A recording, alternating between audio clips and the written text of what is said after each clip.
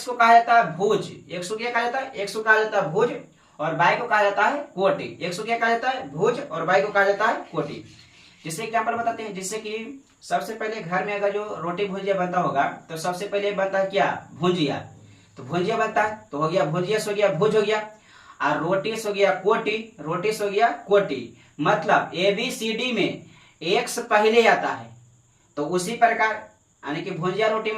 भुजिया पहले बनता है, रोटी बाद में बनता है, उसके बाद उस वक्त करना है। ABCD में बाई बाद में आता है, ABCD में बाई बाद में आता है, तो उसके बाद रोटी बाद में पड़ता है, यानी कि रोटी से हो गया कोटि, रोटी से आपको रिलेट याद रखना है कोटि को, रोटी से कोटि, रोटी से कोटि, उसके बाद भुज से भुजिया याद रखना, भुज से भुजिया। ये वाला ट्रिक है जो निर्देशांक लिखा पहले जाता है क्या कहा जाता है, यानी कि जैसे प्रश्न तो पूछने करता है, बहुत ज्यादा पूछता है कि किसको कहा जाता है भुज, किसको कहा जाता है कोटि, तो कंफ्यूज नहीं होना, ट्रिक को बता दिएगा। ठीक है दोस्तों, चलिए आगे बढ़ते हैं। यहाँ पर जान लेते हैं चतुर्थांश होता है, जो चार चतुर्थांश होता है, यानी कि एक सच वाई जिसको डिवाइड करता है। यहाँ पर एक बात याद रखना, ये एकदम परीक्षा में क्वेश्चन करता है कि मूल बिंदु का निर्देशांक क्या होता है, तो मूल बिंदु का निर्देशांक हो जाता है जो 0,0 होता है। मूल बिंदु का निर्देशांक क्या होता है, 0,0, यानी कि यहाँ पर ये वाला मूल बिंदु बताया गया, ये वाला मूल बिंदु है, तो मूल बिंदु से अप, अप मतलब ऊपर, यानी कि ऊपर जैसे जैसे हो जाएगा धनात्मक, ऊपर जाएंगे तो धनात्मक, नीचे डाउन, नीचे अप डाउन, यानी कि नीचे जाएगा जैसे नीचे जाएगा